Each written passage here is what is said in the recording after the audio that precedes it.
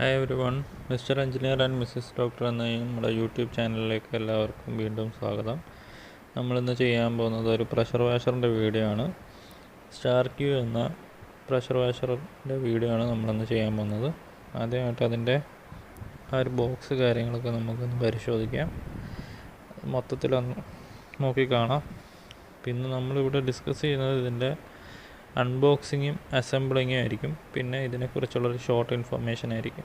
അതായത് ആദ്യമായിട്ട് നമുക്ക് ഇതിൻ്റെ ഷോർട്ട് ഇൻഫർമേഷൻ എന്ന് പറയുന്നത് ഒരു 2400 വാട്ട്സ് മോട്ടറാണ് ഇതിനകത്ത് വരുന്നത്.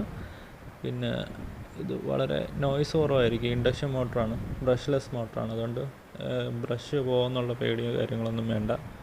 വളരെ സൈലൻ്റ് ആയിട്ടിരിക്കും. യൂണിവേഴ്സൽ മോട്ടറുകളെ പോലെയല്ല. കൂടാതെ ഈ ഒരു പ്രൈസ് റേഞ്ചിൽ നമുക്ക് അഫോർഡബിൾ ആണ്. ഇതിൻ്റെ കൂടെ വരുന്നതെന്ന് പറഞ്ഞാൽ ഒരു പ്രഷർ ഗൺ വരുന്നുണ്ട്. അപ്പോൾ ആ പ്രഷർ ഗണ്ണിൻ്റെ കൂടെ പ്രഷർ ഗണ്ണിൻ്റെ നോസിൽ വരുന്നുണ്ട്. ആ നോസിൽ നമുക്ക് അഡ്ജസ്റ്റബിൾ ആണ്. അതെങ്ങനെയാണെന്ന് നമുക്കിപ്പോൾ കാണാം. അതിലായിട്ട് നമ്മൾ ഈ നോസിൽ ഈ പ്രഷർ ഗണ്ണിൽ ഘടിപ്പിച്ചതിന് ശേഷം ഈ നോസിൽ പ്രഷർ ഗണ്ണിൽ പിടിപ്പിച്ചതിന് ശേഷം നമുക്ക് ഈ നോസിൽ അതിൻ്റെ ആ ഒരു ഗ്രിപ്പിൽ പിടിച്ചുകൊണ്ട് കൂട്ടുകയും കുറയ്ക്കുകയും ചെയ്യാം.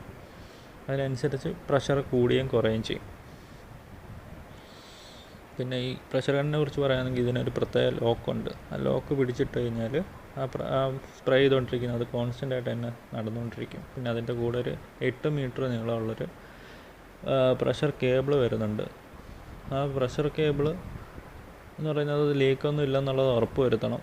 ലീക്ക് ഉണ്ടെന്നുണ്ടെങ്കിൽ അത് തിരിച്ചയക്കേണ്ടതാണ്. ഇപ്പം നമ്മൾ പർച്ചേസ് ചെയ്തേക്കുന്ന ആമസോണിൽ നിന്നാണ്. ഇപ്പോൾ 10 ദിവസം നമുക്ക് റിട്ടേൺ ചെയ്യാനുള്ള സമയമുണ്ട്. അപ്പോൾ ഇതുപോലുള്ള എന്തെങ്കിലും കംപ്ലയിൻറ്റ്സോ കാര്യങ്ങളൊക്കെ ഉണ്ടെങ്കിൽ നമുക്കത് തിരിച്ച് റിട്ടേൺ ചെയ്യാൻ പറ്റുന്നതാണ്. ഈ പ്രഷർ ഇതിൽ അതിൻ്റെ കൂടെ തന്നെ ഒരു ഫോം ബോട്ടിൽ തരുന്നുണ്ട്.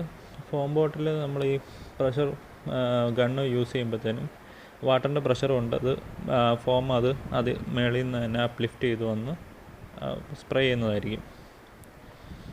പിന്നെ അതിൻ്റെ കൂടെ തന്നെ ഒരു കണക്ടർ വരുന്നുണ്ട്. അതായത് ഇൻലെറ്റ് വാട്ടർ എടുക്കുന്നതിൻ്റെ ഒരു കണക്ടർ.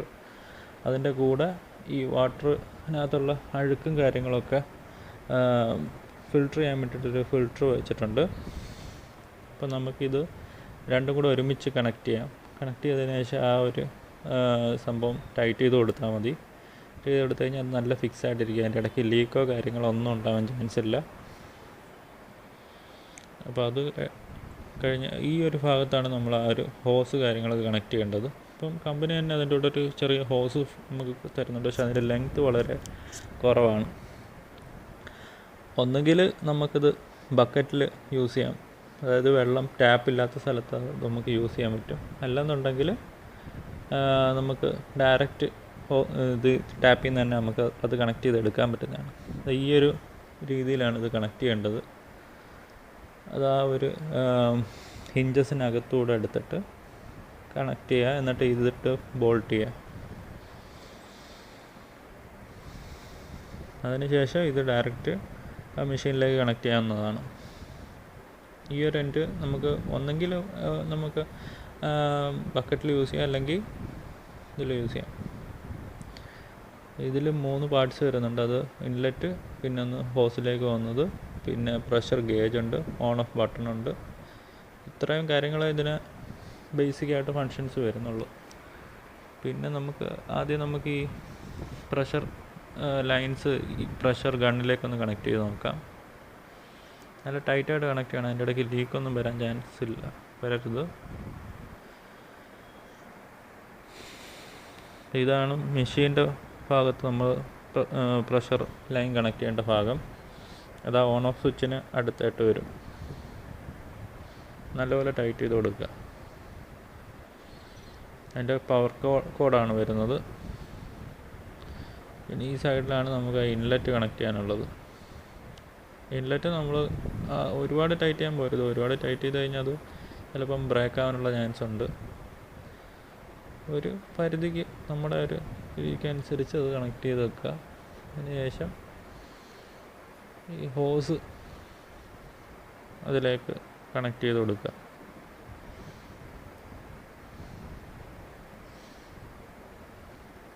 മുമ്പേ പറഞ്ഞതുപോലെ ഇതൊന്നെങ്കിൽ നമുക്ക് ടാപ്പിലേക്ക് കണക്ട് ചെയ്യാം. അതായത് ആ ടാപ്പിൻ്റെ ഒരു ഇൻ്റർഫേസ് അതിൻ്റെ ബാക്കിലുണ്ട്. അതായത് അത് താഴേക്കാക്കിയിട്ട് മേലോട്ടാക്കുന്ന ഉടനെ ആ സംഭവം ടാപ്പിൽ ഫിക്സ് ആയിട്ടിരിക്കും. പിന്നെ അല്ലെന്നുണ്ടെങ്കിൽ ബക്കറ്റോ എന്തെങ്കിലും പാത്രങ്ങളോ കൊണ്ട് വെച്ച് കഴിഞ്ഞാൽ അതിൽ വെള്ളം പ്രൈം ചെയ്തെടുക്കുന്ന ഒരു ഫങ്ഷനും കൂടെ ഇതിനുണ്ട്. അപ്പോൾ ഇതിനെ നമുക്കിനി പുറത്ത് കൊണ്ടുവന്ന് മുമ്പേ അസംബിൾ ചെയ്തതുപോലെ തന്നെ അസംബിൾ ചെയ്ത് ഒന്ന് വർക്ക് ചെയ്യിപ്പിച്ച് നോക്കാം. നമുക്ക് എക്സാമ്പിളായിട്ട് നമ്മുടെ കാറൊന്ന് വാഷ് ചെയ്ത് നോക്കാം.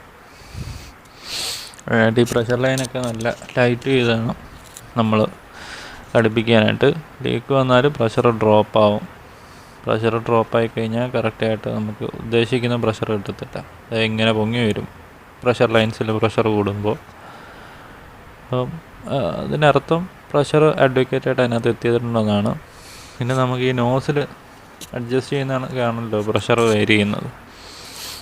അപ്പം ഈ കാറൊക്കെ വാഷ് ചെയ്യാൻ വേണ്ടിയിട്ട് അതിനും വേണ്ടിയിട്ട് കൂടുതൽ പ്രഷർ ആവശ്യമില്ല. ഒരു മിനിമം പ്രഷർ മതി. അതിന് വേണ്ടിയിട്ട് ഏറ്റവും കുറഞ്ഞ സെറ്റിങ്ങിലിടുക. അതായത് ഈ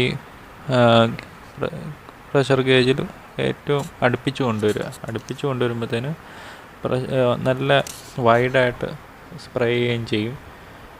നല്ല സ്പ്രെഡായിരിക്കും അതിന്.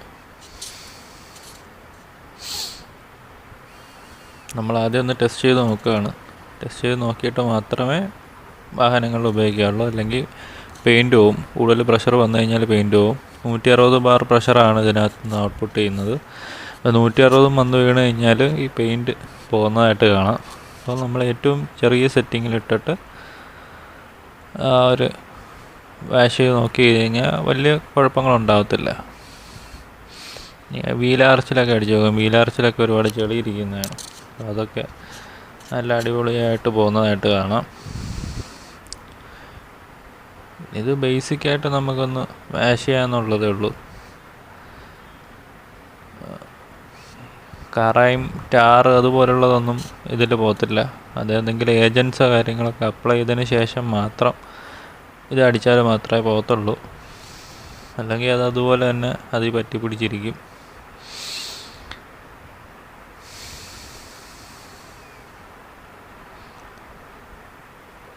പിന്നെ ഈ ഫ്രണ്ടിൽ റേഡിയേറ്റർ ഭാഗമൊക്കെ വരുമ്പോൾ തന്നെ അവിടെ നമ്മൾ വളരെ സൂക്ഷിച്ച് വേണം അവിടെ പ്രഷർ വാഷർ യൂസ് ചെയ്യാൻ വേണ്ടിയിട്ട്. അല്ലെന്നുണ്ടെങ്കിൽ റേഡിയേറ്ററിൻ്റെ ഫിൻസിനൊക്കെ കേടുപാട്ടം സംഭവിക്കുകയും ചെയ്യും. അതിൽ വരുന്ന കൂളൻ്റ് കാര്യങ്ങളൊക്കെ ലീക്കാവും, ആകെ പ്രശ്നമാവും. അപ്പം ഭയങ്കര മൈൽഡായിട്ടേ നമ്മൾ ആ ഒരു ഭാഗങ്ങളിലൊക്കെ യൂസ് ചെയ്യാവുള്ളൂ. കൂടുതലും നമ്മൾ അതിലേക്ക് അടിക്കാതിരിക്കുക. ആ ഒരു റേഡിയേറ്റർ ഗാർഡിൻ്റെ ഭാഗത്തൊന്നും വീഴാതെ സൂക്ഷിക്കുക. ബാക്കിയുള്ളിടത്തൊക്കെ നമുക്ക് നോർമലി യൂസ് ചെയ്യാവുന്നതാണ്.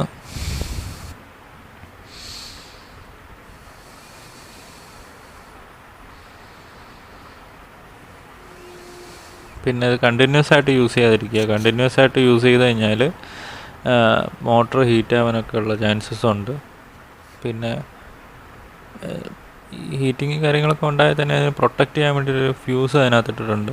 ആ ഫ്യൂസ് അങ്ങ് ബ്ലോൺ ഔട്ട് ആയിക്കുള്ളൂ. അപ്പം എക്യുപ്മെൻറ്റിന് പ്രശ്നങ്ങളൊന്നും ഉണ്ടാകത്തില്ല. ഇനിയിപ്പോൾ നമുക്ക് ആ ഒരു ഫോം വാഷർ ഒന്ന് യൂസ് ചെയ്ത് നോക്കാം. നമ്മൾ ഉപയോഗിക്കുന്ന ഏജൻറ്റ് പോലെ ഇരിക്കും ഈ ഫോമിങ് ചെയ്യുന്നത്. അപ്പം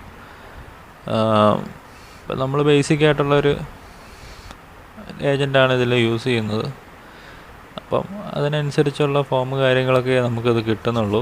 പക്ഷെ കുറച്ചുകൂടെ ഇതിൻ്റെ കൂടെ തന്നെ കുറച്ച് ആക്സസറി ആയിട്ട് വരുന്നുണ്ട് ഈ ഫോം ലിക്വിഡും കാര്യങ്ങളൊക്കെ. അപ്പോൾ അത് വാങ്ങിച്ച് യൂസ് ചെയ്താൽ കുറച്ചുകൂടെ നല്ലതായിരിക്കും. അതല്ല ഈ വണ്ടിയുടെ അടിഭാഗമൊക്കെ കഴുകാനുള്ള ആക്സസറീസൊക്കെ ഇതിൻ്റെ കൂടെ എക്സ്ട്രാ ആയിട്ട് വരുന്നുണ്ട്. പിന്നെ ഈ ഗണ്ണ് തന്നെ ഗണ്ണിൻ്റെ ആ ഒരു പോയിൻ്റർ കാര്യങ്ങൾ കുറച്ചുകൂടെ വലുതായി എക്സ്റ്റെൻഡ് ചെയ്യാനുള്ള എക്സ്റ്റെൻഡർ കാര്യങ്ങളൊക്കെ ഇതിൻ്റെ കൂടെ വരുന്നുണ്ട്. അപ്പോൾ ഇതുപോലെ ഫോം അടിച്ചതിന് ശേഷം നമ്മൾ ഈ ഫൈബർ ക്ലോത്ത് വെച്ച് കോട്ടൺ ഫൈബർ വെച്ച് ക്ലീൻ ചെയ്യുക. അതിന് ശേഷം ഒന്നുകൂടെ ഇത് സ്പ്രേ ചെയ്യുക. അതായത് പ്രഷർ വാഷർ വെച്ച് ഒന്നുകൂടെ സ്പ്രേ ചെയ്യുന്നുടനെ നമുക്ക് ആ ഒരു അഴുക്കും കാര്യങ്ങളൊക്കെ ഇരിക്കുന്നത് അതിൻ്റെ പുറത്തുനിന്ന് അങ്ങ് ക്ലീനായി കിട്ടും.